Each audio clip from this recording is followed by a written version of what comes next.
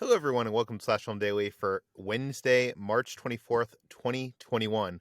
On today's episode, we're going to discuss what we've been up to at the water cooler.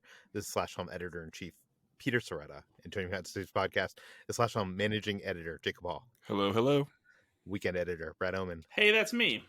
Senior Editor Ben Pearson. Hey, what's going on? And Writers Hoai-Tran. Hey, everyone. And Chris Evangelista. Hello.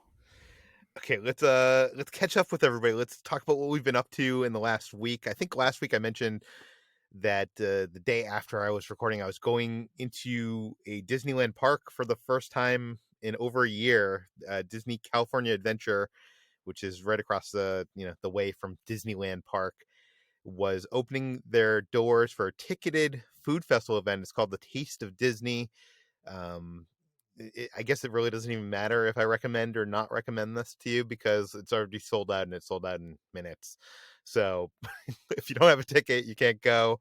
If you have a ticket, good news is you'll have a fun time.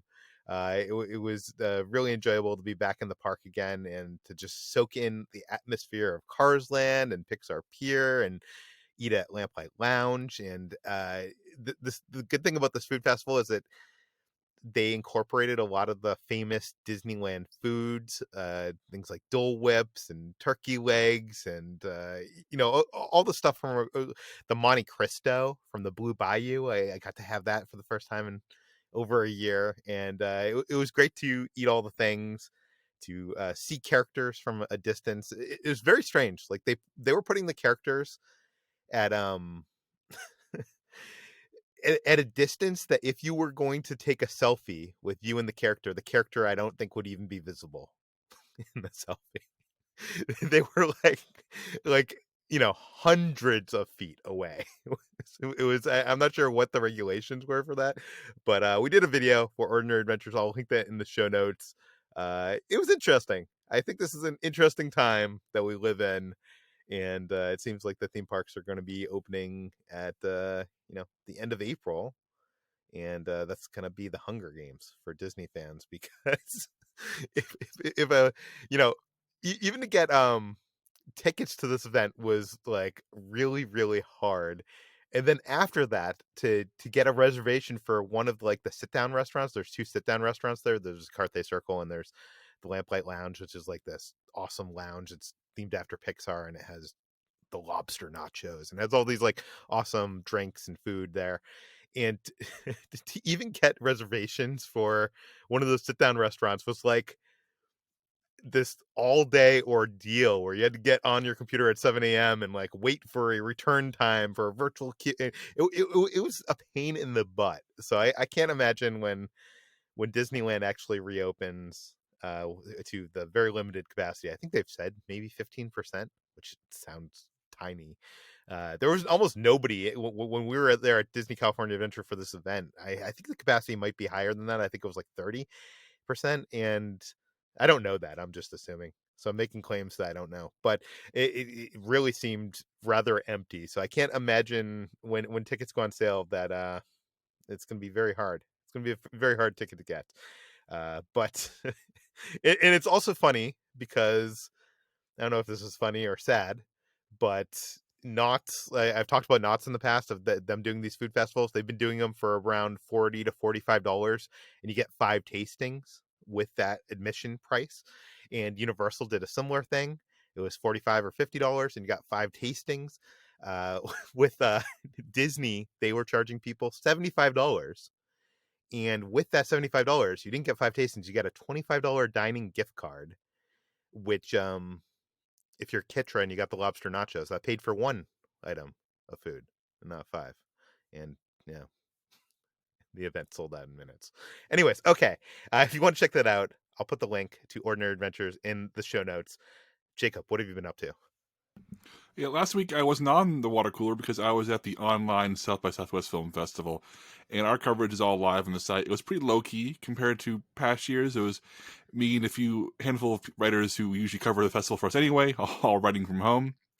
And I will say that once things were up and running, attending it was really easy. It was a really good platform. You can just mark what you wanted to see, and you can save it for later and watch it on your own, volition. And everything seemed to stream really well, and it all had very few hiccups. I will say that get everything synced up, like proving to South by Southwest that you had permission to watch these, and then essentially trying to get from the main South by Southwest site to the online South by Southwest site and proving you're the same account was such a complex process that took the entire South by coverage team a massive text message thread trying to figure out how each of us did it, because we all did it by accident at some point. We still, I don't think any of us are sure how we managed to actually access it without knowing what we were actually doing. So I'm curious. I didn't. For those of you who had Sundance this year, the online Sundance, was it easy to get everything hooked up, or was it also a pain in the butt? I found it to be very easy, like shockingly so. I was sort of anticipating the worst and was pleasantly surprised to see how smooth it was. But it seems like everything was more centralized for Sundance than what you're describing here. What, Jacob, how was the quality of selections compared to, previous festivals at South by? South by usually has a lot of major premieres, like big Hollywood movies that bring in the stars, bring in the directors, and bring a lot of eyeballs. And you're like talking about the level of movies like A Quiet Place or Zombieland. Yeah. And this year didn't have any of that. Like last year was supposed to be the premiere of A24's The Green Knight, which nowhere to be seen still. This year it felt very much like a low-key South by Southwest with fewer movies and almost no headliners. Their big headliners were mostly music docs, and South by Southwest has always had a big music doc scene, so it's been a very important part of the fest. But there was definitely nothing like truly huge. In fact, I'd argue that the biggest releases, the biggest premieres, like in terms of like things people already know about, tended to be the TV premieres, which we'll talk about soon enough. I have some reviews on the site as well. But in terms of actual programming, even though there weren't as many movies as usual, it felt very much in line with past years. A lot of interesting indies, a lot of offbeat dramas, a lot of documentaries. It was, a slice of the usual festival experience, but it's very, very clear that most people would rather have their movies play at a, traditional on-location festival. Yeah. So what you're saying is this whole pandemic is not going to pivot this whole film festival scene into a virtual film festival? I can't imagine it. I can't imagine that. I also will say that we had one of our writers try to get a screener for a movie in advance because it was like conflicting with certain other things in his schedule, and the PR person told him, "We can't send you a screener for this film because we want you to have the true South by Southwest experience."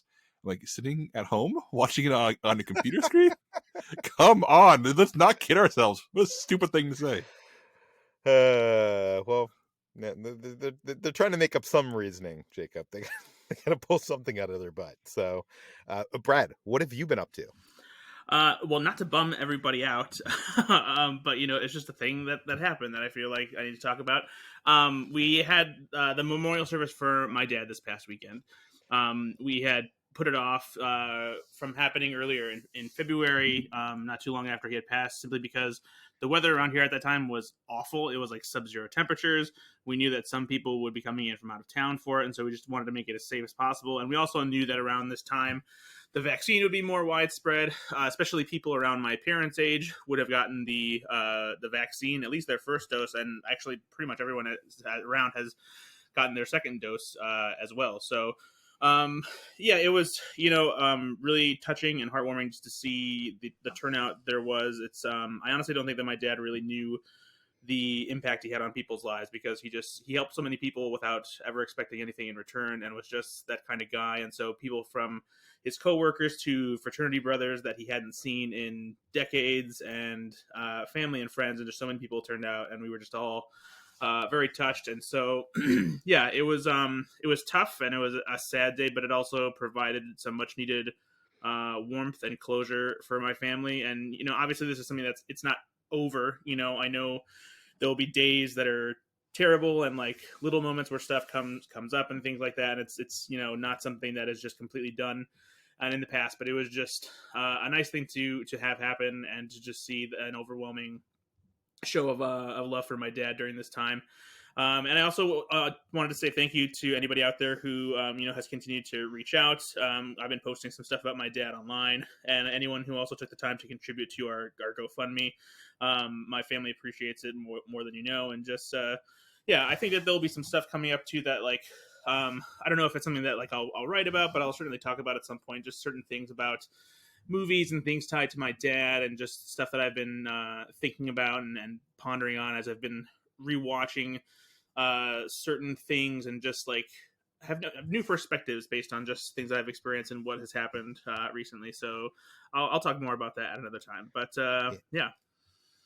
Is that GoFundMe still alive right now? It is. It's still live. So if we can include a link to that in the show notes if you Yeah. want to do that again. So yeah, because that's still active out there.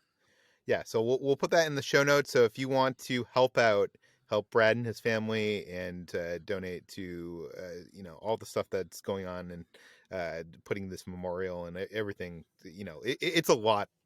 Having gone through a death of a parent, like it is a lot. So Yeah, for sure. any help is appreciated.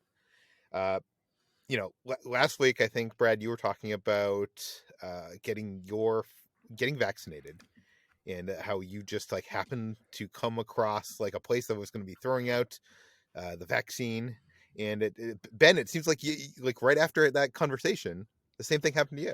Yeah, same exact scenario. There's a pharmacy in the Winn-Dixie that's like 5 minutes from my house, and I just happened to call them one day after work and was just curious about what their process was like in terms of like getting shipments of doses and all of that kind of stuff. And they said like, hey, I know that the state of Florida is right now, I think the state of Florida is only vaccinating people who are like 50 and older.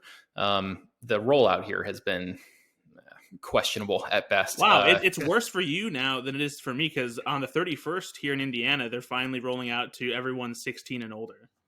Yeah, I've seen several states are like under those requirements or whatever, like are doing that right now. I think Alaska was one of them. Several states are doing that, and that seems like the way to go right now. We just get them out there. But anyway, Florida is still Florida-ing it up over here. So yeah, I just happened to call, and they were like, we just opened a vial. There's 10 shots or 10 doses in a vial, and we have 5 doses left, and we're going to close in 15 minutes. And, we don't have any appointments. So you grab your wife and come on down, and get friends and just come. We're going to literally throw these away if they don't go in somebody's arm. So we just went down there and got it done. I mean, it was kind of surreal. It was kind of weird to just like, because it happened so quickly, and like, this is something I've been thinking about for months now, and just like dreaming about like, oh man, I can't wait until this thing happens. And then all of a sudden, in like this whirlwind stretch of like, I was on the phone, and then 10 minutes later I was getting the shot. It was like just really strange experience. So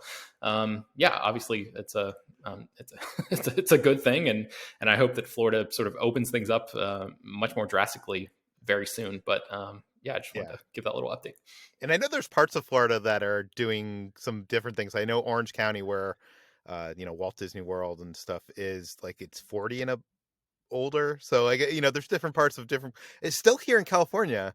You need like to have a pre-existing condition. I have my appointment for tomorrow. So HC, that's going to leave you as the last remaining / film, core member who has not gotten the vaccine. Are you experiencing the FOMO that I am? Because like everybody's getting their vaccine. By the way, how weird is 2021 that like we're like all like excited to get a vaccine? For the record, I haven't gotten mine yet. You haven't gotten yours? Okay. I'm getting it actually this weekend. I finally managed to get an appointment. So HT is the only one. Yes. Okay. Well, she will be the only one after you, Chris. Yes. Then I will rub it in and be like, haha. No, I'm kidding. Just stay inside all the time. It's fine. But HT, are you feeling the FOMO? I am feeling the FOMO. I'm insanely jealous of all of you, and I just really want to get that vaccine so I can, be able to go out without worrying. I mean, I also have like other issues about going out and worrying at this time too. So it's just it's a very fraught time for me. Did any one of you guys that have gotten the vaccine or are getting the vaccine, has anybody gotten the Johnson & Johnson? Sounds like no. No. Oh, no. Moderna, man. Yeah, I'm getting the Moderna. Yeah, me too. Yeah, on Sunday. That's what I'm getting too. I've not heard from anybody that's gotten that one shot Johnson & Johnson.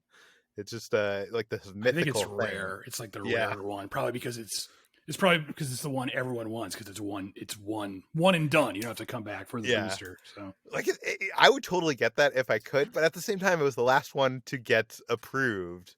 and probably had the least testing. But I'm wondering, yeah, I guess people probably just don't care about that. One and done, don't have to worry about going back for a second shot. So let's do that one. Okay, let's move on to what we've been reading. Jacob, what have you been reading this week? Well, I finished the Mike Nichols biography by Mark Harris real quick. I wanted to mention that. I mentioned a few weeks ago. What an outstanding book. What a great book. One of the best showbiz biographies I've ever read. But I talked about that more in depth a few weeks ago. But absolutely read Mark Harris's Mike Nichols biography. Right now, I switched to a book that Chris spoke about on this podcast a little while back, so I won't dwell on it. But it's The Butchering Art by Lindsay Fitzharris, which is a book about the first Victorian doctor in the 1850s who said, "What if we washed our hands in hospitals?" And which seems outrageous that was even a thing people didn't think about in the 1800s. But this book is fascinating because hospitals used to be the most terrifying, evil, disgusting places on earth. And then one guy said, "What if we clean things?" And people stopped dying. And I'm not done with it yet, but it's super interesting. And if you're like me and like really gnarly history stories, The Butchering Art is a very entertaining read. It's a good companion to The Nick. So Ben, you should read this next because you're watching The Nick. And if you want more gruesome hospital stuff, this is the book for you. That was my first thought as Jacob was talking about this. I was like, this sounds familiar from what I'm watching right now. I'm also I bought it to do some research for Trekking Through Time and Space, the podcast HT and I do on our own time about Doctor Who and Star Trek. You should definitely listen to Trekking Through Time and Space if you like Doctor Who and or Star Trek. But I bought Leonard Nimoy's 1995 memoir, I Am Spock. I originally bought it not as a joke, but as it's only $4 on eBay. Maybe there's some fun stuff in here. I kept in the bathroom and open random pages whenever I walk through there. And I started getting sucked into it because Leonard Nimoy is actually a really good writer and he's really funny, and his stories of working on Star Trek are incredibly entertaining. I do wonder at times if he's embellishing them. Like, he publishes a memo he claims to have written to Gene Roddenberry, the creator of Star Trek, to explain how they were undermining Spock by giving Captain Kirk all the good lines. And the memo is complete with him writing an entire Kirk Spock scene, to explain here's how you're writing Kirk and why it's a mistake. I don't know if he's embellishing there or not, but it's incredibly entertaining. And I'll probably end up reading the whole thing straight through at this point because it's just so full of little bits of goodness. And since then I've gone on eBay and I've bought a lot of the other Trek Crews, original Trek Crews memoirs and biographies, so I can learn more. And so far I'll say this much: Leonard Nimoy is very kind and courteous to his co-stars, but from what I understand, George Takei and James Doohan are not, especially toward William Shatner. So I'm looking forward to reading their stories about how much they hate William Shatner. Yeah, I've heard all those books are good. I've even heard Shatner's book is good. And you know what I think it is, Jacob? I think these people have gone on these tours of like these, Trek conventions. Well, it's the same thing as like, Bruce Campbell, and he goes on these book tours reading his stories. And I think like the story, I think there is some truth to these stories, but I do think as you retell a story over and over again, it does get better and better. And especially with them telling these stories in front of crowds, and now they're writing down the story after it's gotten that fight or flight of being in front of a crowd and getting reactions and stuff. I think that's what it is. Yeah, I've actually read Shatner's first book, Star Trek Memories. It has a sequel, Star Trek Movie Memories, which I have not read yet. And it's also incredibly entertaining. Shatner thinks very highly of himself, and he's unaware of that. And it's super entertaining. That doesn't surprise me at all. Yeah, like I said, if I read enough of these, I may talk about these in depth on Trekking Through Time and Space, because I really am enjoying some of the stories that Nimoy is writing about.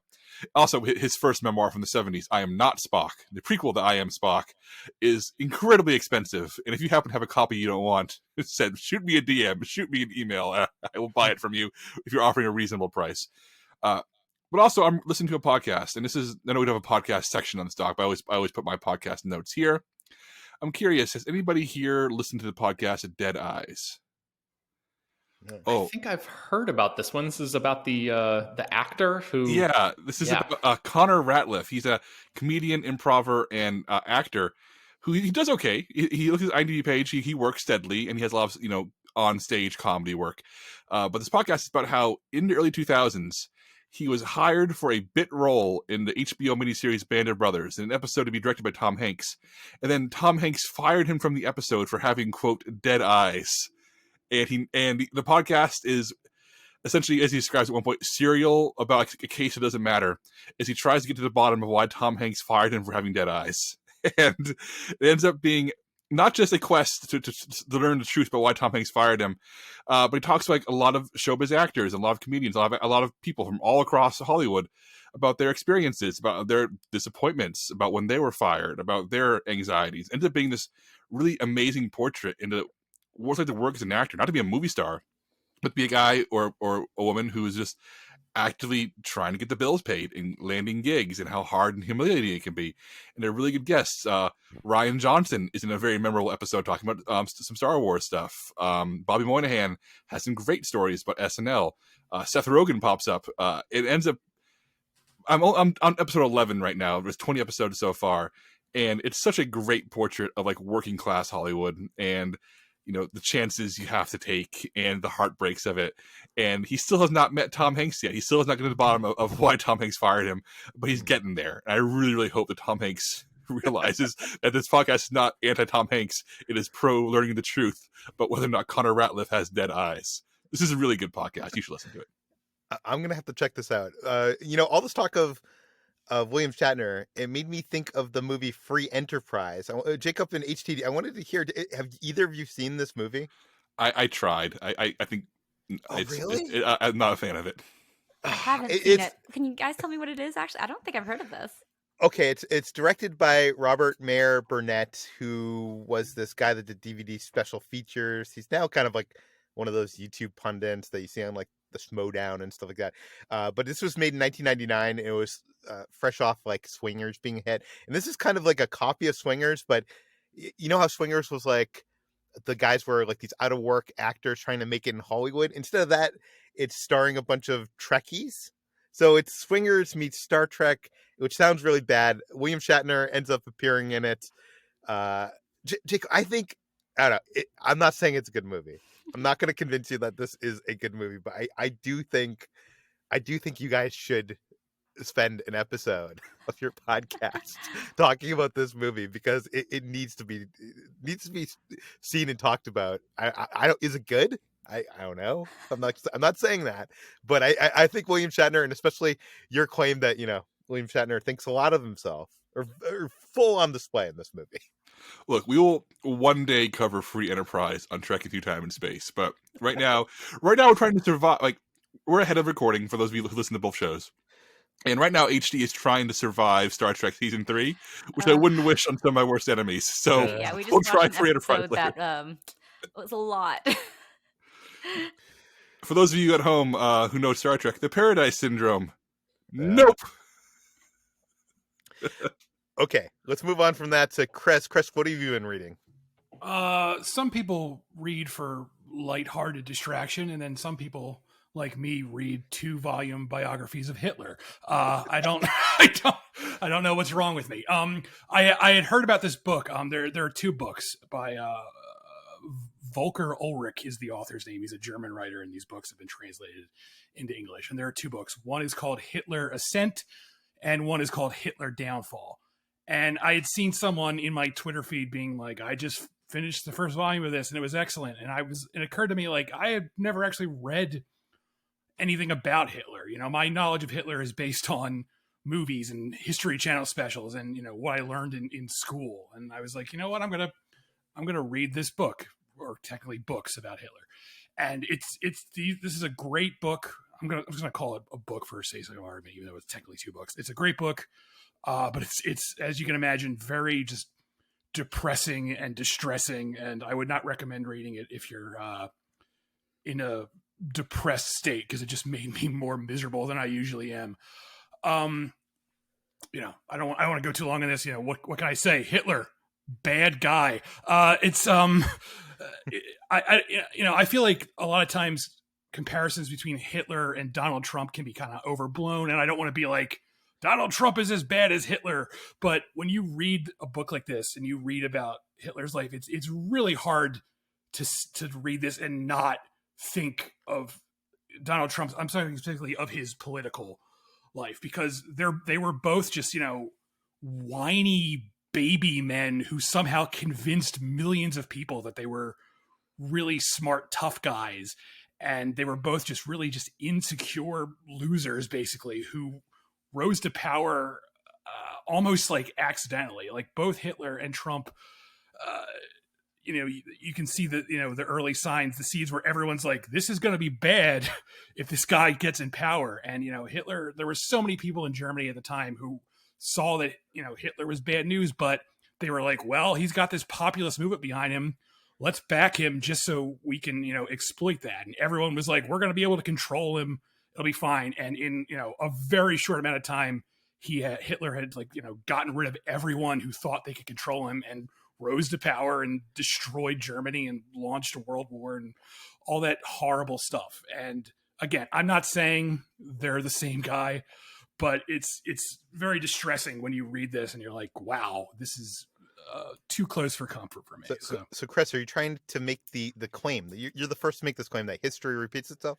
Yeah, I know. No one has ever said that before, but I would like to think I'm the first person who has ever thought of that idea. So thank you, Peter, for pointing that out.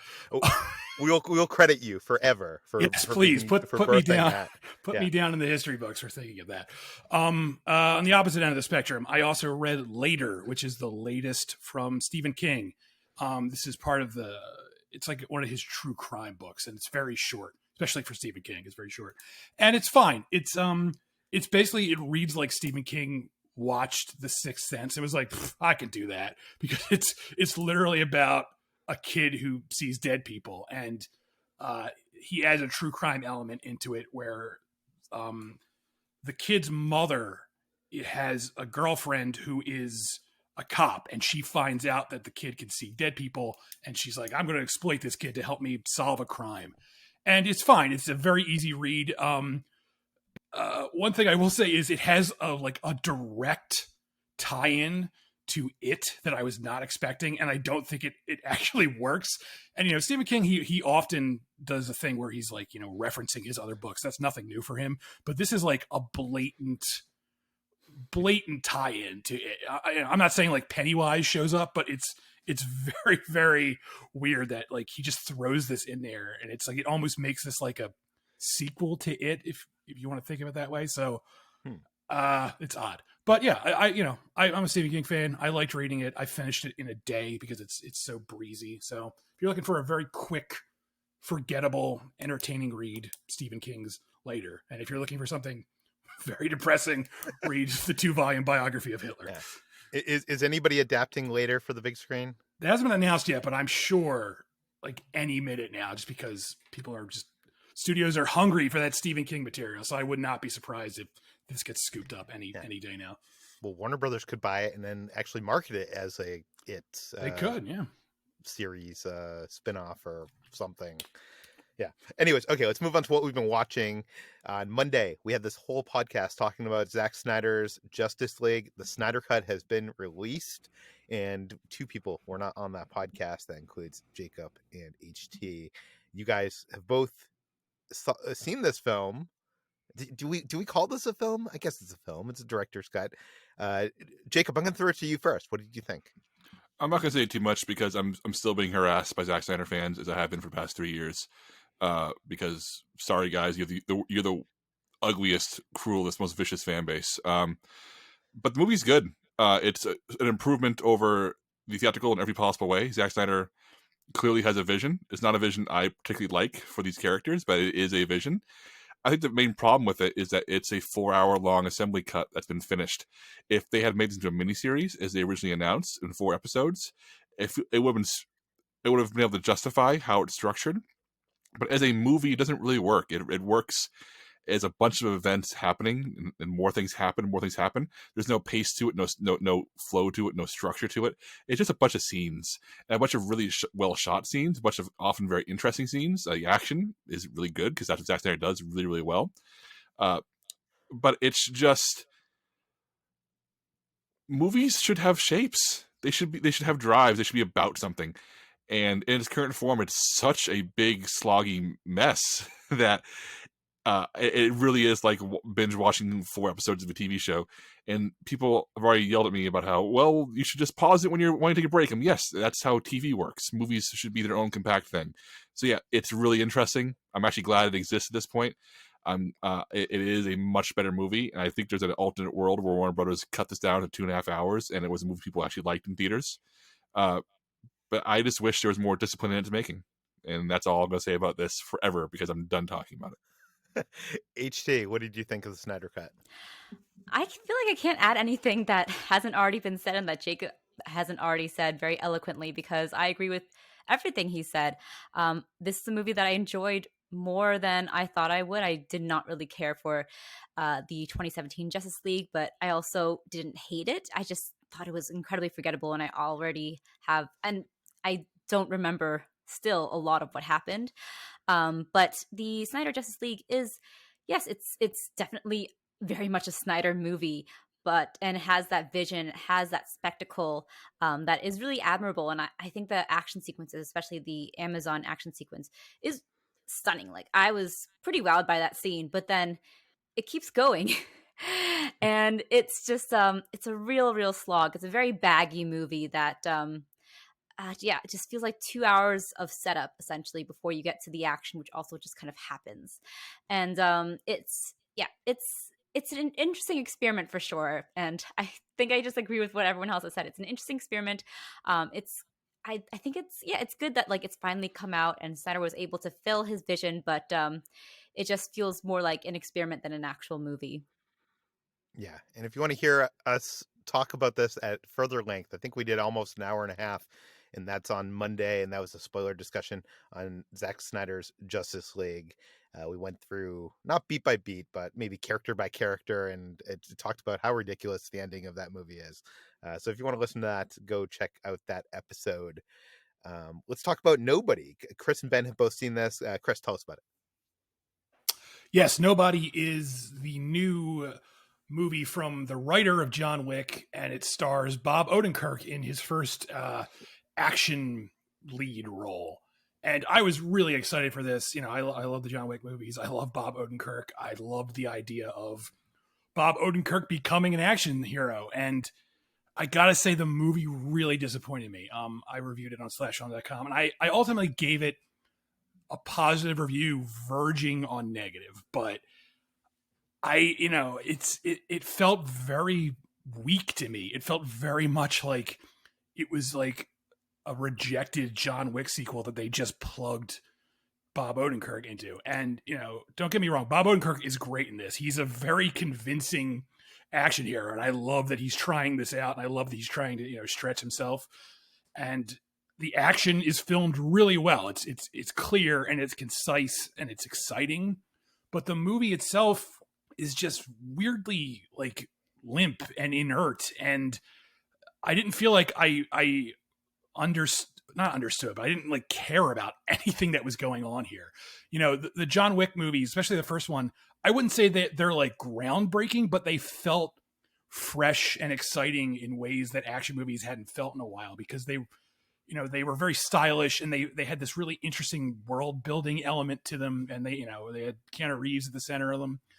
And they're sort of trying that here. Like, you can see hints of world building stuff in here, but none of it really works that well. And I don't know. It feels like there's a longer cut of this movie that's better, and I want to see that, because like there are subplots that just go nowhere in here. And you know, we don't learn anything about Bob Odenkirk's wife, who's played by Connie Nielsen. She's just like there. She's just like a generic wife character, and that feels like a huge waste of Connie Nielsen to me. And Bob Odenkirk's character has like a brother who we never see. We just hear his voice, and he like shows up at the end. And it's like, well, who is this guy? Why should I care that he's here? And Christopher Lloyd is in it, and he plays Bob Odenkirk's father.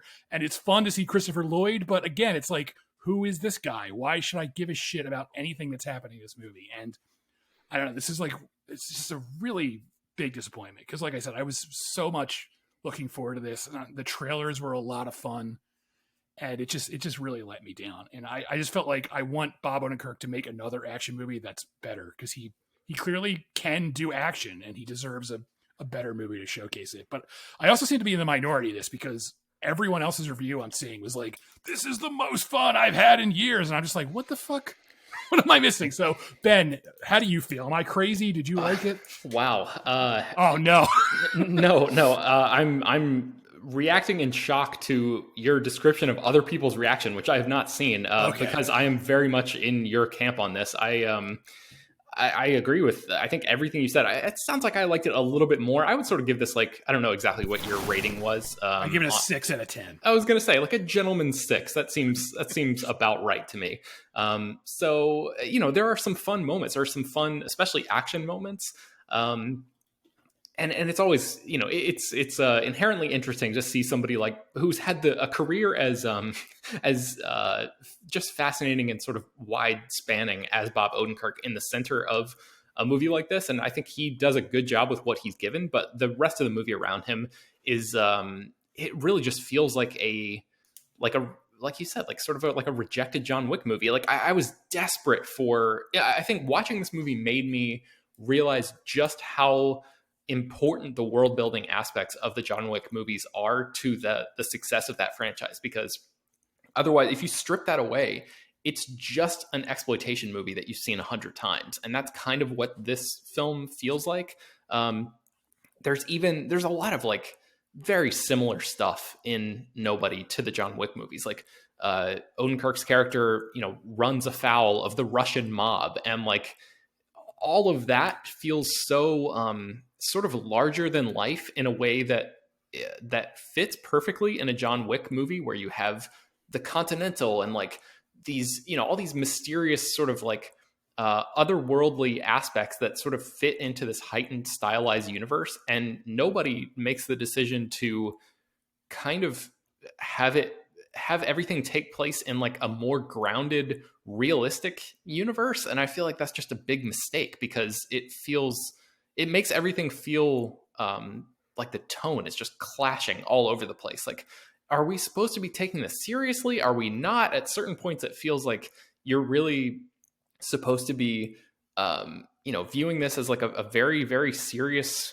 gritty kind of thing. And then like some ridiculous, truly ridiculous, like over the top action stuff will happen. And then it's like, well, what kind of world is this really? And so I sort of walked away from it like confused. I was happy that Bob Odenkirk had the opportunity to do this, and it looks like he had some fun making it. And like you said, Christopher Lloyd looked like he was just having a blast. So that was nice. But yeah, overall, I think, a 6 out of 10 feels about right. Ouch. Okay, well, this Friday on Disney Plus comes a new live-action TV series.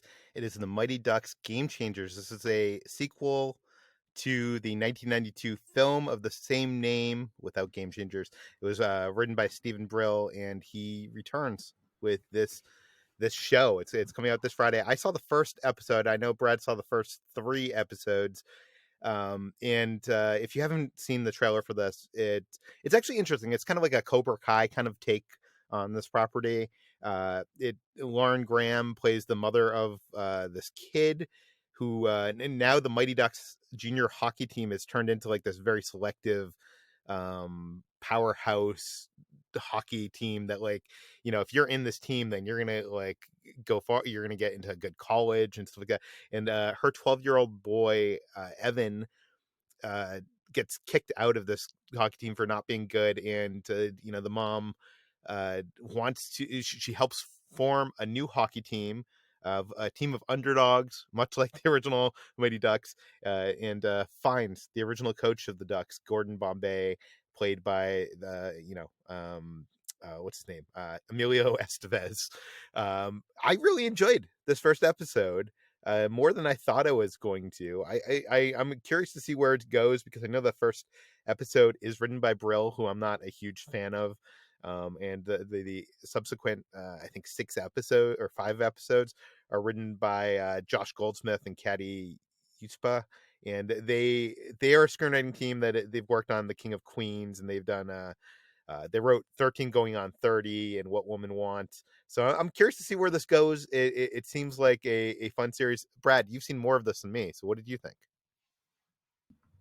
I liked it for the most part. I'm not quite like super raving about it or like absolutely in love with it yet, but I think that there's enough good stuff here that it has the potential to really grow into something that's in the true spirit of the Mighty Ducks and really fun and kind of follows that same, you know, Cobra Kai formula that kind of turns the franchise on its head a little bit. Because, you know, it's an interesting approach to turn the Mighty Ducks into this franchise where they've essentially become the villains. You know, they've become like the Wolves or Iceland, and they're the team that now this new scrappy young, you know, team of misfits has to take on.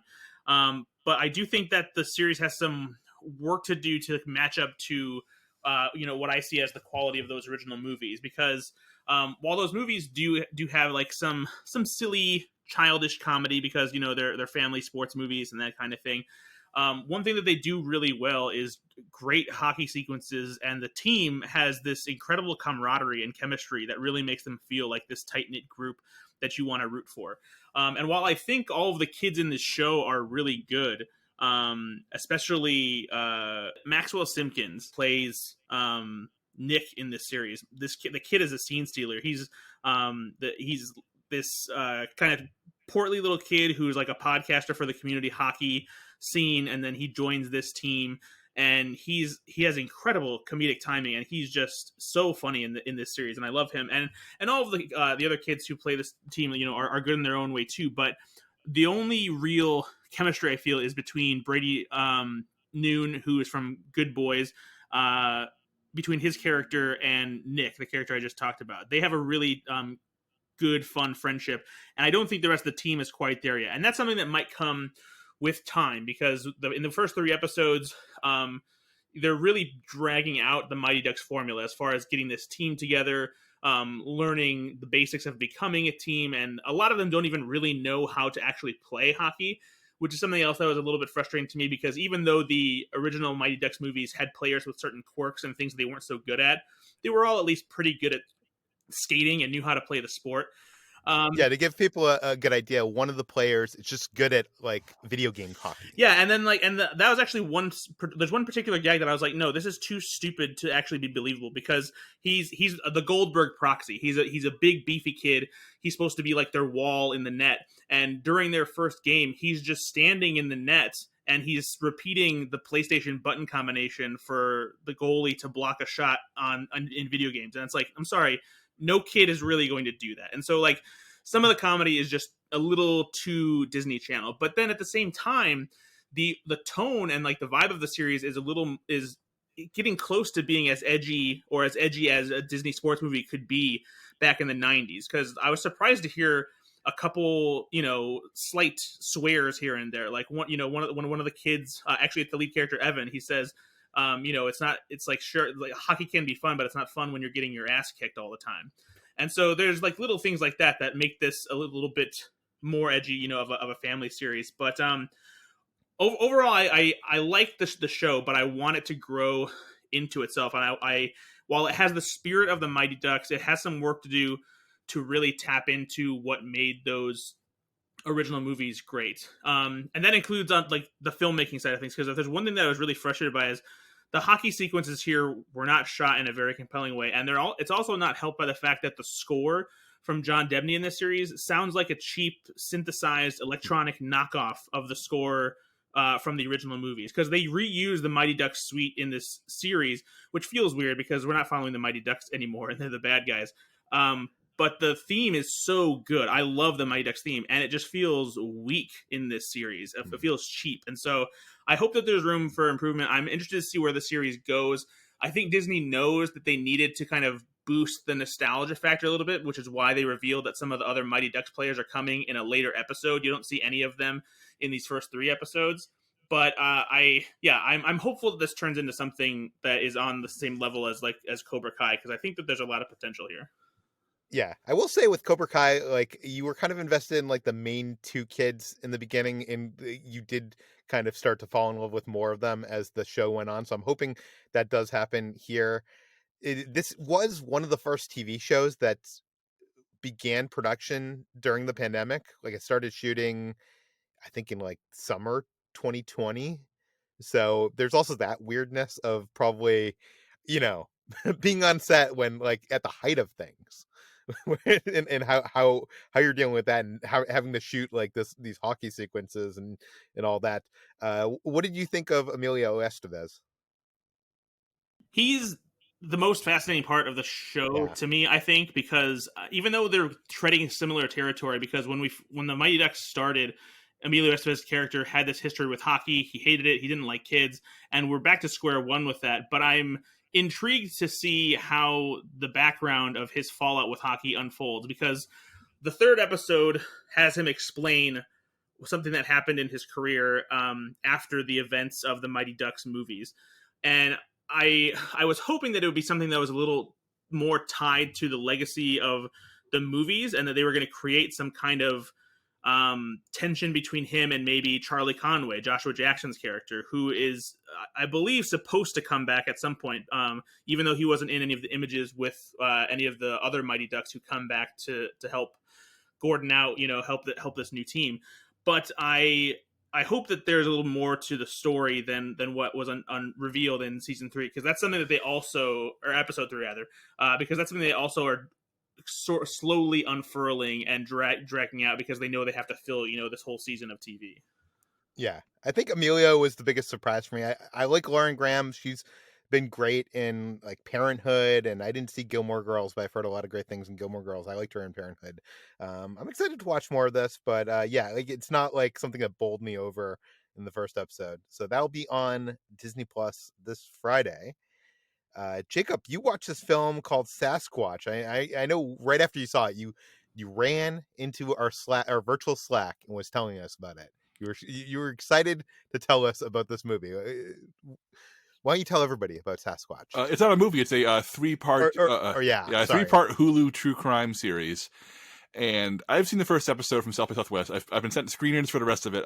I'll be interviewing the director. So there'll be more Sasquatch coverage on slashfilm.com.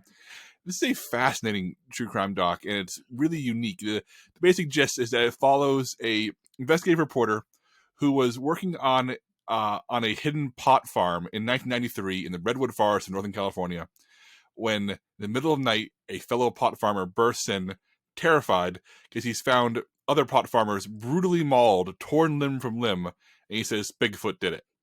So, decades later, this true crime reporter, with cameras following him, says, I'm going to find the truth. I'm going to find out who these dead men were, if they were dead men, and did Bigfoot play a role in this? It ends up being this wild blend of true crime investigation and Bigfoot hunting.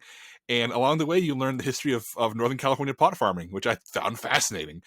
And the first episode ends with a major cliffhanger, and it has a real propulsive sense to it. It really feels like a actual thriller, because you're watching an investigation happen in front of the camera, as opposed to, looking back on a completed investigation.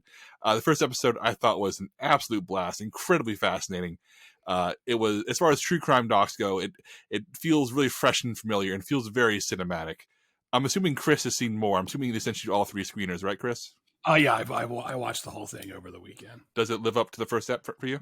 Yeah, I really like this. I really like this approach because it blends 2 of my favorite things, monster stuff and true crime. I really thought it was a fascinating, because there's so much true crime stuff right now. It's becoming bigger than it ever was, and there's so many multi-part true crime docuseries out there. And I really like that this one sort of found a unique sort of angle to make itself stand out among the rest. So I really, really enjoyed this. And a lot of times I come away from these true crime docuseries being like, man, that was like too many episodes. It could have been shortened. And I actually wanted more with this one. So I feel like that's like a sure sign that they're doing something right here, because it wasn't like, the most recent example I can hold up is like McMillions, which I really liked about the McDonald's monopoly scandal, but it was like 10 episodes long, and it really could have been like 2. And this is like the reverse of that. Like, I wanted more. So yeah, I really dug it.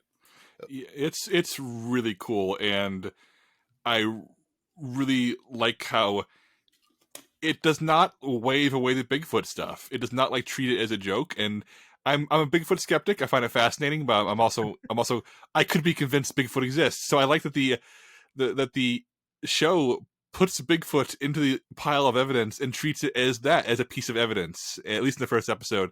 And I love how it's never goofy about Bigfoot. It just says, I heard this happened. There's weird stuff up there. Who knows? And it never like treats it something as a joke, and that really ends up being really effective.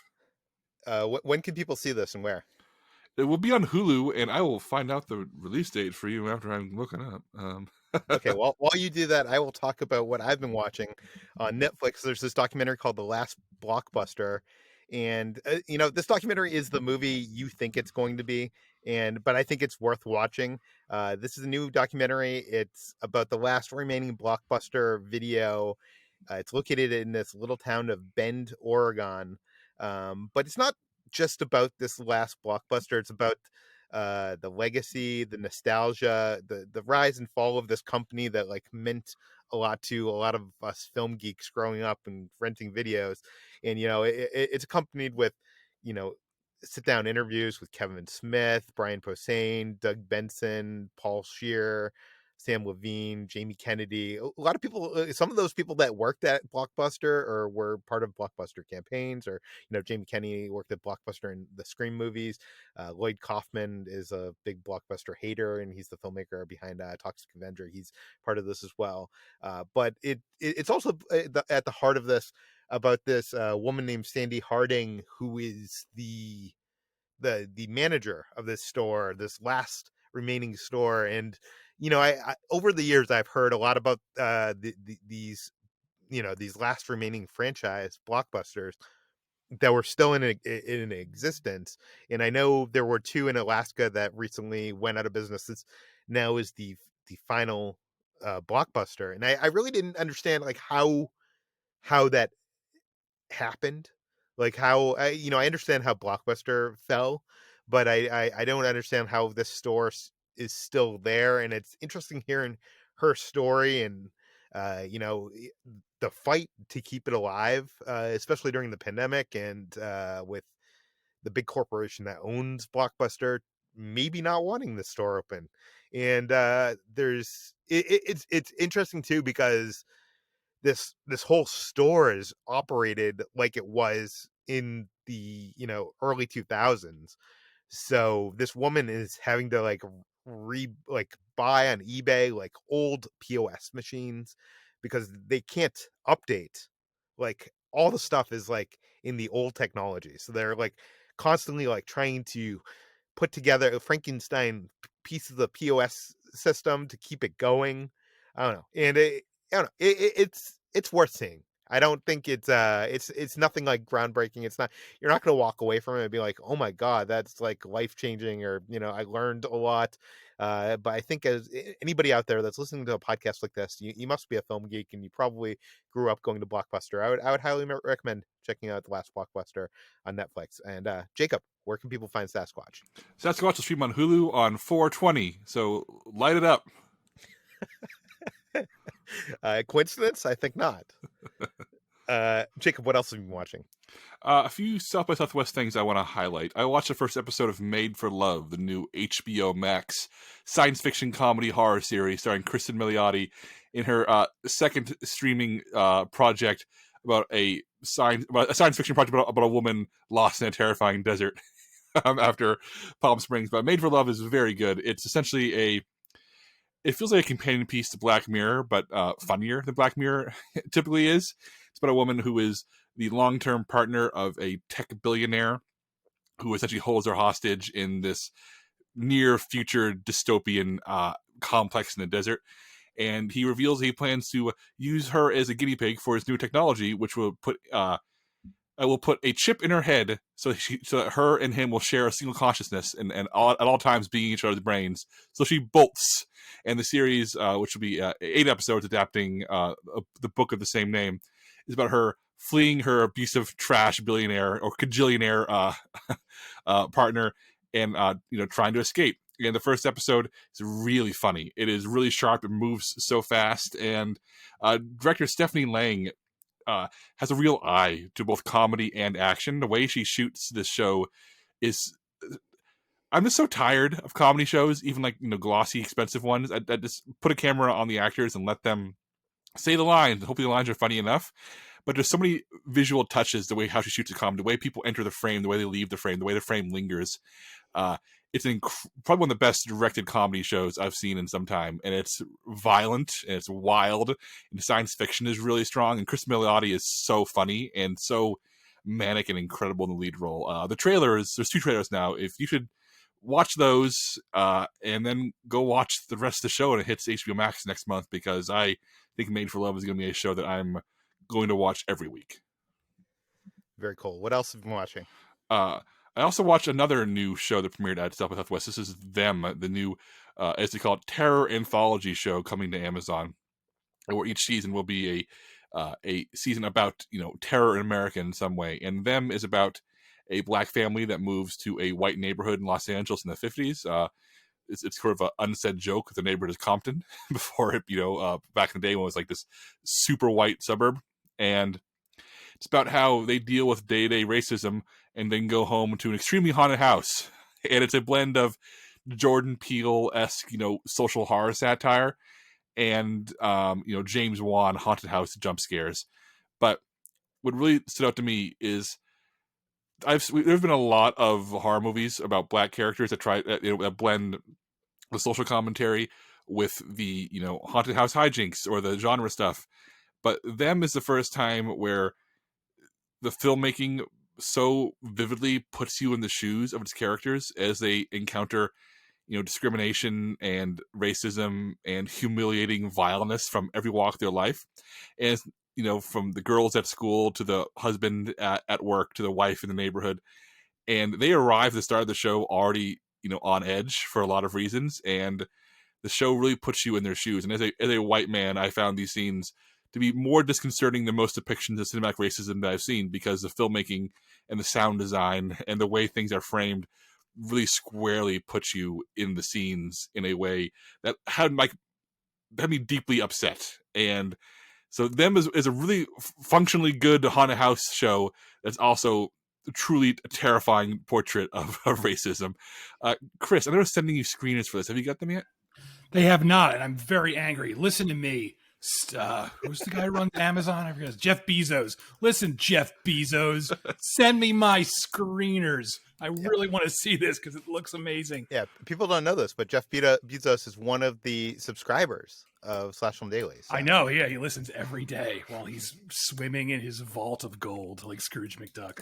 Well, Them is really, really good, and that hits Amazon next month. I'm not sure what their rollout plan for it is, but I will say I've seen the first 2 episodes, and they were deeply upsetting, and I can't wait to watch more. Also, if you have your horror, your modern horror bingo card, Javier Botet, the Spanish actor who plays monsters and everything, is in this, playing yet another monster. I also watched first episode of Confronting a Serial Killer, which is a new true crime docuseries from Joe Berlinger. The always making true crime docs, Joe Berlinger. And Confronting a Serial Killer has almost no style to it. It's very old fashioned. Talking heads, people sharing their stories about a serial killer who claims he's killed up to 90 women over 30 years. And he's been locked away, and the documentary follows a writer as she interrogates him, investigates him, and learns more. And I found it deeply unpleasant to watch, which maybe is how it should be. I mean, we have true crime shows like Sasquatch that are an absolute blast to watch. But then you have Funny Serial Killer, which kind of refuses to revel in it, refuses to romanticize anything about it. And the result is something that's really memorable and really upsetting. But I will say that when they started playing the second episode after the first during the online screening, I had to tap out. Not because it's bad, but because the first episode was so overwhelming in its bleakness and so focused on the victims and how their lives were torn apart, as opposed to, having fun with serial killers, that I had to say, nope, I can't do more than one right now. But this is becoming the stars. So if you have stars, look for Confronting a Serial Killer if you have a real bad time for an hour or several. I also watched 2 more true crime shows on Netflix, because why not? Night Stalker and Murder Among the Mormons, both of which have been talked about on the show, so I won't dwell. I think they're both very good. They both are short, 3 episodes and 4 episodes, and that is the right way to do this. As Chris said earlier, there's no reason for your true crime show to be 8 episodes long unless it really calls for it. I think both of these get the job done in very different ways, but they're both good shows. And finally, I watched Good Burger, and I can't remember. I hit play on Good Burger on Netflix, and it said resume. So presumably at some point I watched Good Burger recently, and I think I may have been drunk, and I was drunk again when I tried to watch it again. So I think Good Burger is a movie I watched when I'm drunk. I don't know if Good Burger is good. This is the big screen adaptation of the All of That sketch from the Nickelodeon, Saturday Night Live for Kids show with Keaton Thompson and Kel Mitchell. And Good Burger has a strong following now. And as a kid, I loved this. And I can't tell if it's good or not, but man, I'm glad it exists. It is so bizarre. And it has no reason to be as strange as it is. This truly... Someone on Twitter described it as the best 80s movie of the 90s, which I think is a very accurate depiction of Good Burger. Brad, help me out. Is Good Burger actually good? Yeah, no, I was literally just about to say it's one of those things where you expect it to be bad and not hold up, but it really does have this vibe of this zany 1980s comedy where just crazy things happen. It's a bit over the top. I love that it has Sinbad and Shaquille O'Neal in it. It really is fun, and Kel Mitchell and Keaton Thompson are especially great, not just as a duo, but just as these characters. There are so many lines and interactions they have with each other that still make me laugh to this day. And I can easily recognize when there are movies from my childhood that just aren't that good anymore, Space Jam and movies like that kind. But Good Burger, I think, holds up even as an adult, and I still have fun watching it. Well, there we go. Good Burger. It's on Netflix. Send us emails if it's good or not. Okay, let's move on to Chris. Chris, what have you been watching? What have I been watching, Peter? Let me look at the document because I was. Well, because you watched the Snyder Cut, you That's wanted right. to revisit Aquaman. That's true. That is exactly what happened because the Snyder Cut is out there. I watched it, and Aquaman in the Snyder Cut is kind of just this miserable, grumpy jerk, and it had me longing for the Aquaman movie where Aquaman is, this goofy dope who's fun and charming and See, bro. Exactly. That's what I wanted. And man, I've said this before. It's apparently a controversial statement, and I don't give a shit. Aquaman is hands down the best DCEU movie. And it seems that that's not saying a lot because a lot of those movies suck, but this is my favorite film in that franchise, whatever you want to call it, shared universe, whatever you want to call it. It's just so much fun. It's so inventive. It's so colorful. Watching this after just the Snyder Cut, which is so gray and drab and muted in colors, is night and day. There's just so much bright, colorful inventiveness. It's the only movie where Nicole Kidman dresses up like a sea monster and eats a goldfish and throws a trident around. I don't know how you can not like that. I don't know. And, some people think this movie's too silly. I don't. I feel like what I love about this movie is James Wan, the director, knows how inherently silly Aquaman is as a character. And rather than trying to shy away from that, which is what I think Zack Snyder does, where he's well, I'll show you. Aquaman isn't silly. He's this cool, tough guy. James Wan is no, we're going to embrace how silly this is and have fun with it. And I don't know. Everything in this movie works for me. I love it. And I want more Aquaman movie. Aquaman. I want more of it. So I'm looking forward to the sequel whenever we get around to watching that. Wait, I only have one question for you, Chris. You said this is the best DCEU movie, but you just saw Zack Snyder's Justice League. How's that I know. possible? Believe it or not, this is better than that movie. I know it's going to surprise some people out there, but it's true. This is the better film. Chris must be fucking with us all, so I don't know. Okay, Chris, what else did you see? So Criterion has a new Wong Kar-wai box set, and I got it. And I'm ashamed to admit that this is a blind spot for me, this filmmaker. I've seen 2039, which is one of his films, but I have not seen any of the others, and I'm embarrassed to say that because it's so acclaimed. He's so acclaimed, and these films are often heralded as masterpieces. So I'm glad I finally had this box set, and I dug into it. I started with In the Mood for Love because that's the one, that and Chungking Express are the ones that everyone always talks about. So I started with In the Mood for Love, and man, oh man, this movie is so fucking good. Oh my God. I'm so glad I finally watched this. It's just a gorgeous, just visually and emotionally breathtaking film. It's about these they're neighbors in the 60s. This man, this woman, they move into these apartments that are next to each other, and they learn that their spouses are having an affair with each other, and that draws them together. And at the same time, they're like, well, we're not going to be like them. We're not going to have an affair, but they clearly are just like lusting and longing for each other. And the whole movie is just about these characters really drawn to each other and fighting that urge. And it's just so beautiful and swooning. And oh my God, when it ended, it's one of those movies that when it ends, you're like, God damn, I love movies. Like it reminds you why you love movies so much. And I can't wait to dig into the rest of this box set and watch the rest of them. I just want to say I also got this box set. It was my birthday treat to myself. I bought it for all like, what was it, $200 or something? And I was like, I'm going to treat myself.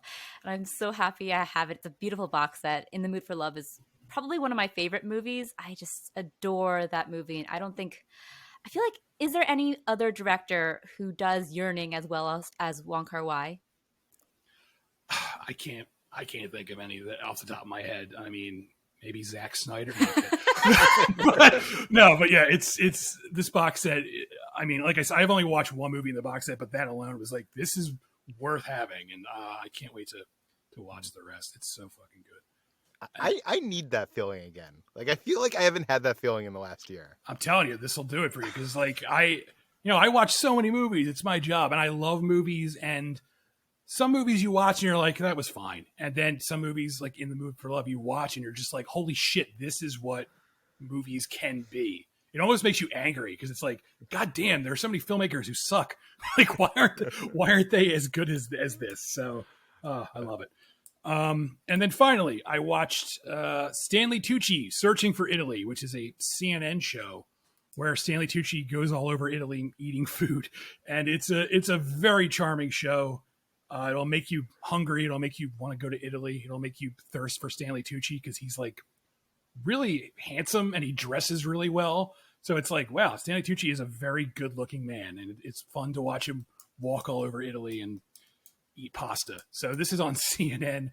I think it's like still airing. So there might be more episodes. I just started watching it, and my wife and I have been just really enjoying it because my wife and I, when we watch TV, we watch two things. We watch either murder shows or shows about food. So this is perfect for us. Just Stanley Tucci eating some pasta.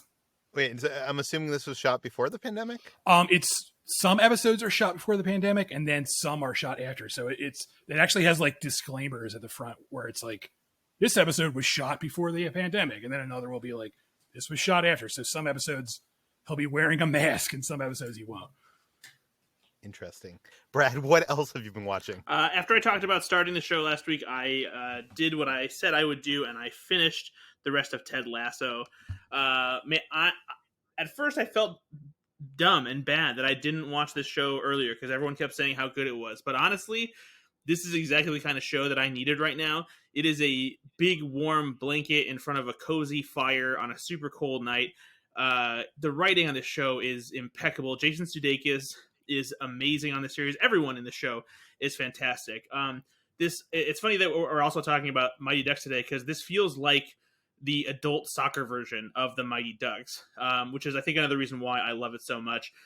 One of the things that I love so much about this show is that even the characters who you have somewhat of a disdain for, or who are kind of jerks, or who make, bad decisions, or are kind of what you would call the villains, they're not just full-on villains. They're three-dimensional complex characters that even you end up rooting for them too, and like you're with every character every step of the way, and the relationships between each and every one of them are just so magnificent and wonderful. I can't say enough positive things about this show. I'm so excited for the second season whenever that comes around. If you're like me and you have put off Ted Lasso for so long, do not do it anymore. It is worth paying for a month of Apple TV Plus just to watch Ted Lasso. You will not regret it. Okay, HT, what have you been watching? I watched this Indian animated film that is another hidden gem on Netflix that kind of got dropped very quietly on the streaming service and is naturally buried in the Netflix's algorithm, like many of its international films. But this movie is called Bombay Rose. It's an Indian animated film directed by I'm going to mispronounce her name, I'm sorry, Gitanjali Rao, in her debut feature. It debuted at the 2019 Venice Film Festival and got a lot of raves there. And then Netflix picked it up and now it's buried. So check it out if you can. But it's this hand-painted animated film that feels and looks like an impressionist painting come to life. It's really, really gorgeous. And it's set in the city of Bombay, where a young flower seller named Kamala is has to work as the breadwinner for her younger sister and her infirm grandfather, and one day meets and falls in love with an orphan refugee who also works in the city and kind of hawks bouquets on the street. And their romance plays out. It's like this sort of star-crossed romance that is this big homage to classic Bollywood cinema. And the animation kind of morphs and flows around them. It changes into the various fantasies that they imagine. Kamala imagines like herself in this medieval sort of Indian folktale type of fantasy world where she is like a princess who must be like meets her hero and has to overcome all sorts of mythological creatures, while her love interest imagines himself as like this Bollywood swaggering hero.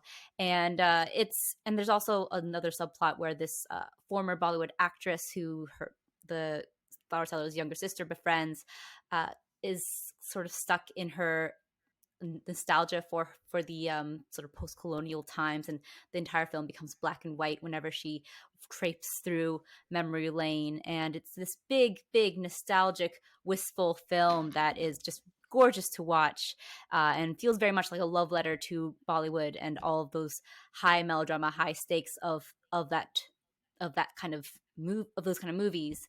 And it's beautiful to watch, and I highly recommend it if you do have an interest in animation at all, but also just in a really good, really unique type of international animated film that is sadly just completely buried by Netflix. I had to search this. I thought that maybe because it's like a Netflix original, so to speak, it would be on the homepage, but I searched it and it was like the third option, and I was very upset by that.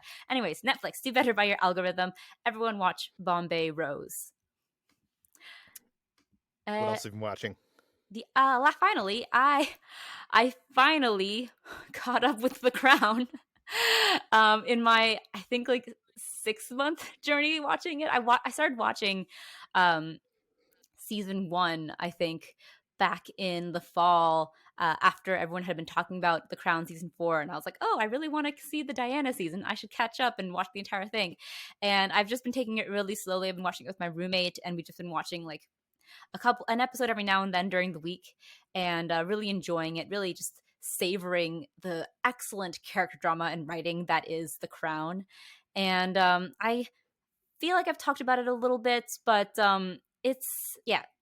and I'm sure everyone else has talked about it as much too. It's great character drama. It's amazing writing. Just some of the episodes are some like the best TV, like prestige drama TV I've seen in a while. And it is really fascinating, especially like going through the entire series, just seeing how all of the characters that you grow to sympathize with and empathize with at the beginning just turn into outright monsters in season 4. And it's something that's kind of there from the beginning too, because the facets, like the character traits that are so terrible in them in season 4 were there as almost like sympathetic traits. Like Charles, for example, his insecurity, his poor little rich boy like routine becomes this huge, just like monstrous thing that completely, it makes him a really, really horrible person. Just terrible. Also, the Queen Mother is a monster. Just a lot of terrible people in that show. But again, it's great. It's great writing, and that you learn to like these people so much, and then the monarchy and everything just twist them into the monsters and the villains of the series. So finally finished The Crown. Now I can wait for season 5 like the rest of you guys.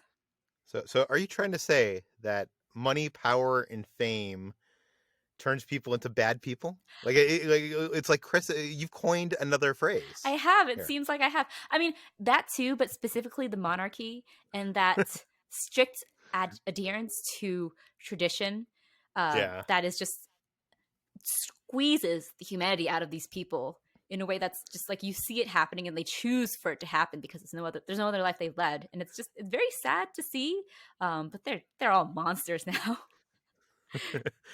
Ben, what have you been watching? Speaking of monsters, I watched Godzilla vs. Kong, which is coming out very soon on HBO Max and in theaters. I think next week, March 31st, is when it hits that streaming service.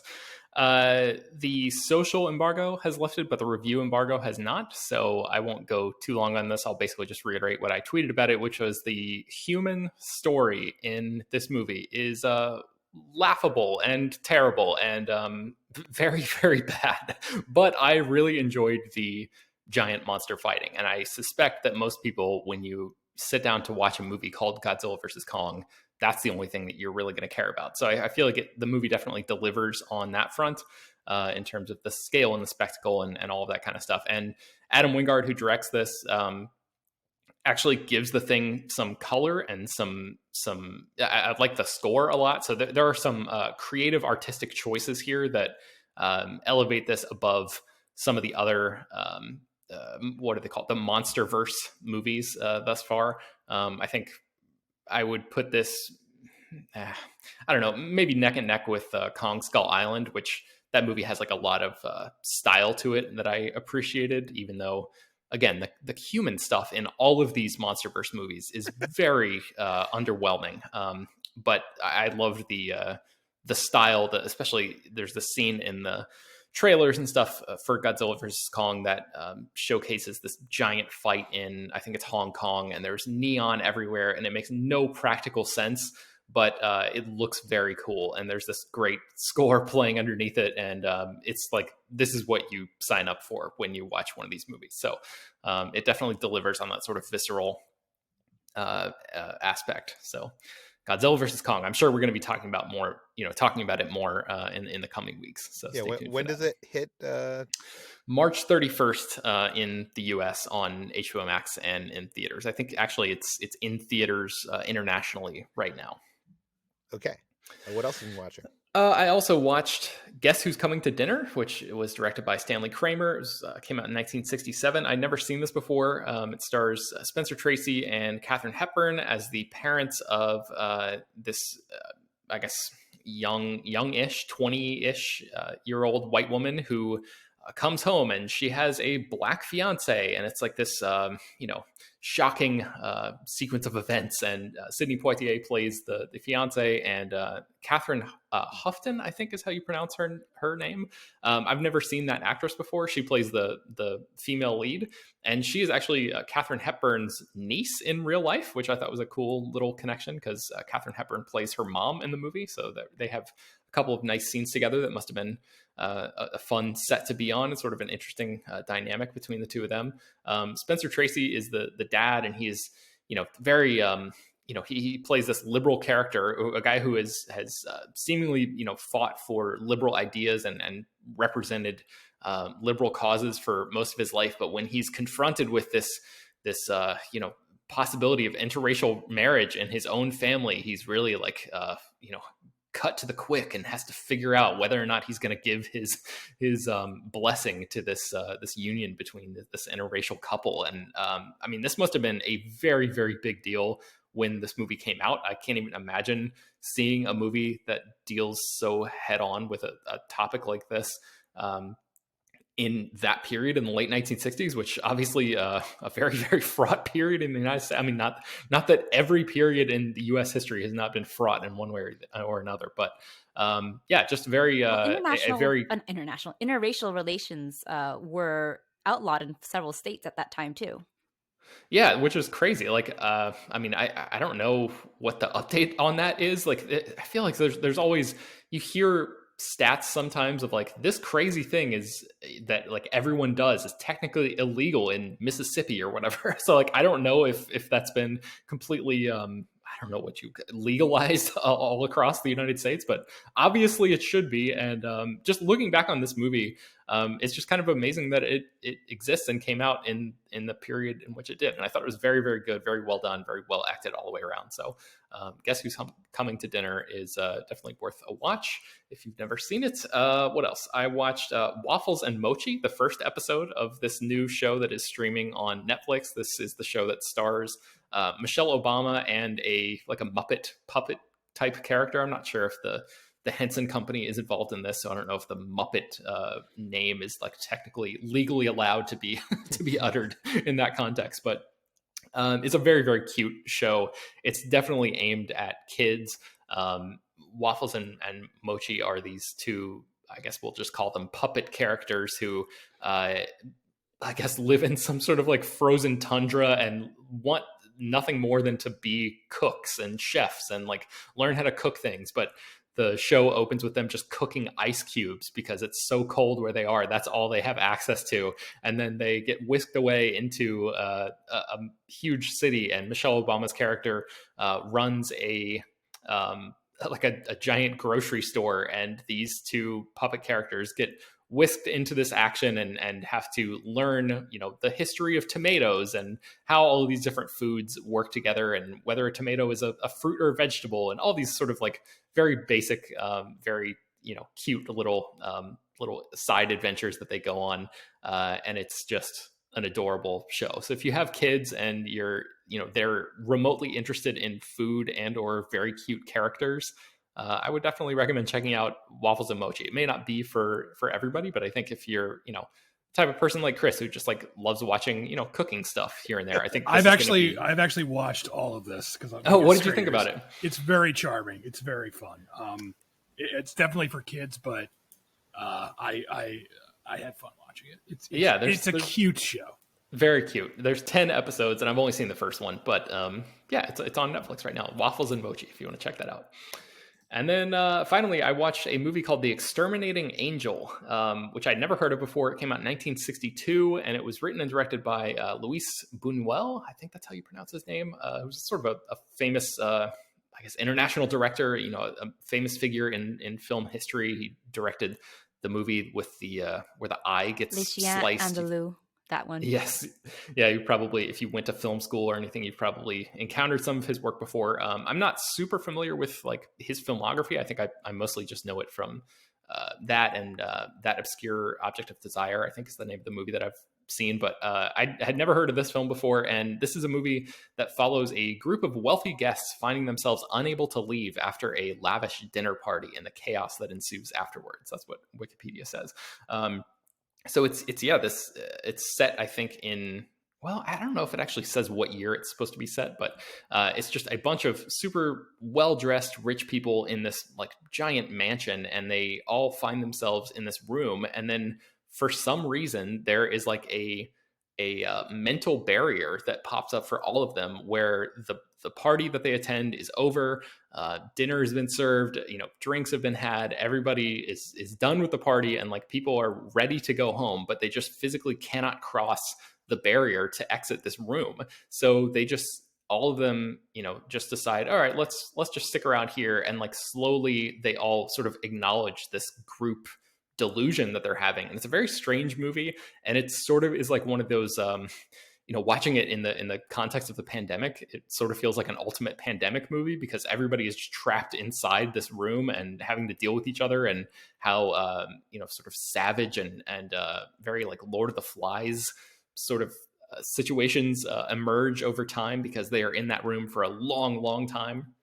And it's kind of this blistering critique of the upper class in Spain, I think, where people, the upper class is constantly looking down on and trashing lower class people and just sneering down their noses. But this movie sort of puts them in a position where basically don't cast the stone at glass houses, or whatever that phrase is. If you had to deal with the sorts of insane real life scenarios that these poor people that you look down upon have to deal with. Here's what happens to you when you're put in a position where you're not just like buoyed by your wealth and privilege. So it's a really interesting movie. I don't know if I'll ever watch it again, but it's called The Exterminating Angel. And if you're interested in checking it out, you can do that. I think it is on, I watched it on Turner Classic Movies. I'm not sure if it's streaming anywhere, but I'll look that up while you talk about the next thing. I know it's part of the Criterion Collection, but I'm not sure if it's part of the like service. It's like, part of the physical Criterion Collection. Yes. But yes, it is. It is streaming on the Criterion channel right now. Okay. Well, Brad went to Taco Bell and they did not allow him to leave, so he had to eat a lot of stuff. Brad, tell us about it. Oh no, I definitely did not go and sit in a Taco Bell. So I definitely left. They did not stop me from leaving. But I did go through the drive-through at Taco Bell not too long ago because Taco Bell recently brought back the quesalupa.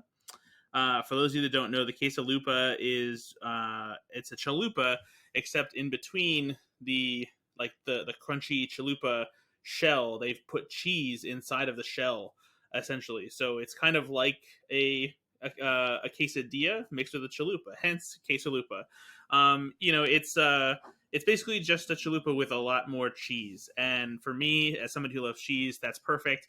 I like this one. It was released a while back, and it's been forever since it was on the menu again. So I was very happy to see it back on the menu and have it at Taco Bell again. So if you were like me, you should go get one because I don't know how long it's going to be there. And usually these kinds of things are for a limited time. So make sure you get a quesalupa if you haven't already.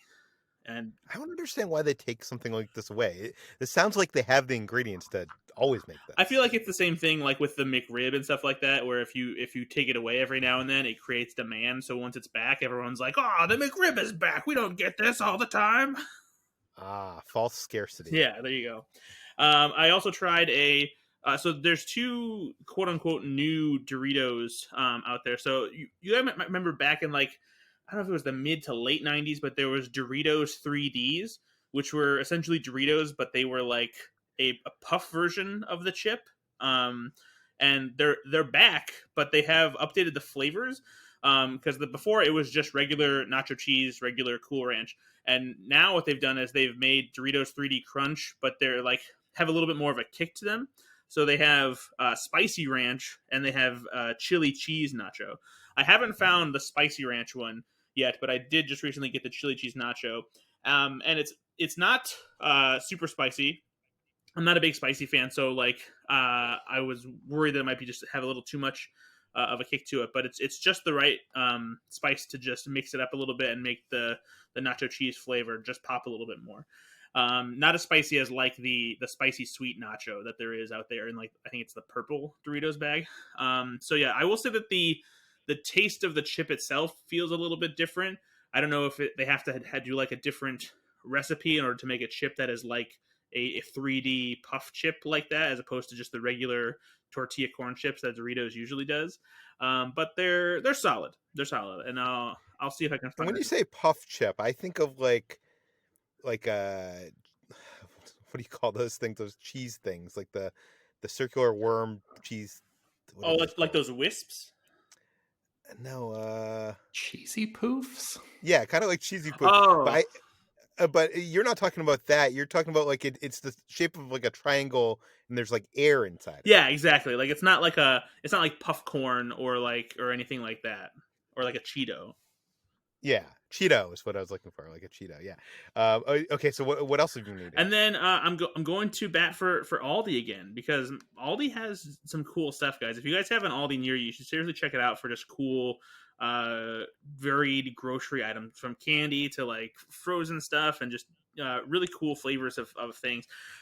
Their Easter candy is out now, and they have a company from Germany called Chakur that has like supplied them with a whole bunch of different Easter candies. And one of the things that I kind of lament a little bit about the United States, as many different kinds of snacks and candies and flavored things there are some things here that just aren't as good as they are like across the pond or in other countries. And that is especially true when it comes to chocolates, because in the UK and around Europe, they have a bunch of really great chocolates. And one of the things at Easter that they have that's really cool that we don't have in the same way is like we have like Cadbury cream eggs and Reese's eggs, and recently there's been like Oreo eggs. But one of the things that they have in Europe are these eggs that are filled with like a little bit more of a smooth cream, and they include it's a hollowed out chocolate egg with the cream inside of it, and they include like a little plastic spoon for you to like eat the cream out of it as if it were like a poached egg, essentially, or something like that. That's what that egg is called, right? The one that you sit in the little dish and you crack it open. I think so. Yes. Yeah, I think you're right. Oh. HD. Yeah, soft boiled. So it's kind of like that, where you like take there's like a cracked top that you bite off, and then you can scoop the cream out. And so they had like they had a cookies and cream one, they had a vanilla cream one, and then along with stuff like that, they had this like little package of chocolate wafer eggs, which are like those wafer cookies that you find that have like the cross stitch pattern, but they're in the shape of an egg, and they have vanilla and chocolate cream inside them. One is just a plain wafer egg, the other one is covered in chocolate. And so they just have a lot of cool things like that at Aldi, like around the holidays, specifically European and kind of stuff, especially when it comes to candy. So if you have an Aldi, I just recommend checking it out, like every other week and seeing what they have there, because they have some cool stuff. Okay, that brings us to the end of today's Slash Film Daily. You can find more of all of our work at slashfilm.com. You can find this podcast in Apple, Google, Overcast, Spotify, all the popular podcast apps. Please feel free to send your feedback, questions, comments, concerns to us at peter@slashfilm.com. And please rate and review this podcast on iTunes. Tell your friends, spread the word, and we'll see you tomorrow. Hey, Peter. Yes? I missed last week's water cooler because of work stuff, which means that, unfortunately, our gargantuan book of insult, offense, and infantry, sharp retort, post, caustic quips, and implied put-downs by Louis A. Saphian is feeling very hasn't exercised in 2 weeks now. Do you know what that means? Like that you're not going to open it? Oh, no. You feel bad for it? Well, Peter, come on. We got to stretch these muscles. We got to shake off all the nerves. It's time for double insults. Twice around the table today, guys. Twice. I've moved to a section that defines us all. Page 339. Juvenile delinquents. Peter, the only sure cure for his kids... Oh, sorry, I misread this. Starting over. This is going for it really well. Peter Sciretta, the only sure cure for kids like him is birth control. Ooh, jeez. Wow. Hard. HT, she's so tough, she's been turned down by every reform school in the country. Oh. Huh. Yeah. She's incapable of being reformed. Ben, he's so tough, he makes his teacher stay after school. Brad, the teacher asked him, who shot Lincoln? And he snarled, I don't squeal on nobody. These kids sound awesome. Yeah, none of these sound like insults. These sound like really cool We're kids. badasses. Well, Chris says he's a delinquent because he was repressed as a child. His parents punished him when he sawed the cat in half and gave his grandmother the hot foot. What? Oh my god. What the fuck? Too much going on in that one. Way too long. Well, do we agree that that's the cool kid? The cool kid who saws a cat in half and gives his grandmother the hot foot? I don't know what the hot foot is. I mean, maybe not the cat thing. I don't know what the hot foot is. Yeah, what is a hot foot? I'm imagining like it's like something with fire. I don't really care. Let's move on. Like, is that like one of those things where like they used to brand you? Let's if you, not. like... No. Let's keep going. Let's move on. I don't want to know. Brad, can you Google this while can you start it around again, please? Mm-hmm. Google hot foot. I've already looked. Brad, it up. don't. Oh, no Ben. one do this. Ben, what is a hot foot? I'm torn between. Don't encourage this. Let's move on. All right, I'm just going to do it, Chris, because otherwise we're going to be here forever. The hot foot is a prank where the prankster sets the victim's shoelaces or shoe on fire with a match or lighter. God. Wait, who does that? Really cool delinquent kids. That's who. Yeah. If they saw the cat in half. Speaking of cool delinquent kids, when Peter was 8 years old, his parents pleaded with him to run away from home. Well, HT, her parents almost lost her as a child. Unfortunately, they didn't take her far enough into the woods. I like that one. Well, Ben, there's a kid who never fails to display his pest manners. Is that just like a straight up pun and like mixed in with all these other badass things? Man. Well, Brad is hardly weak when he doesn't come home from school with a note demanding good excuse for his presence.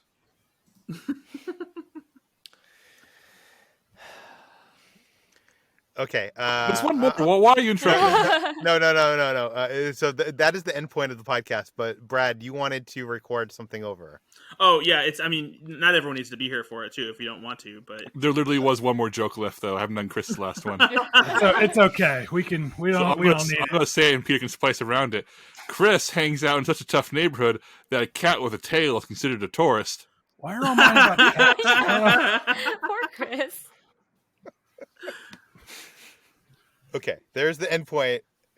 Brad, I'm confused of how much you want to record. Do you want to just record the person's name? yeah, I like if you can just splice it in there, because I realized I said the name wrong. Okay, just say the name and I'll try my best to splice it in there. I hope it doesn't sound weird when I do it. So Maxwell Simpkins. Okay, say another Say time. it, Yeah. several different Say inflections. it in a sentence. Brad. Say it in like the sentence or like a similar sentence to what you probably said. This kid, Maxwell Simpkins. Maxwell Simpkins. Maxwell Keep saying Simpkins. Maxwell Simpkins. Okay, we probably have enough. Okay. This is what it's like Two to more work in times. cartoons. I should leave this in the podcast. Yeah, for just people. leave all of this in.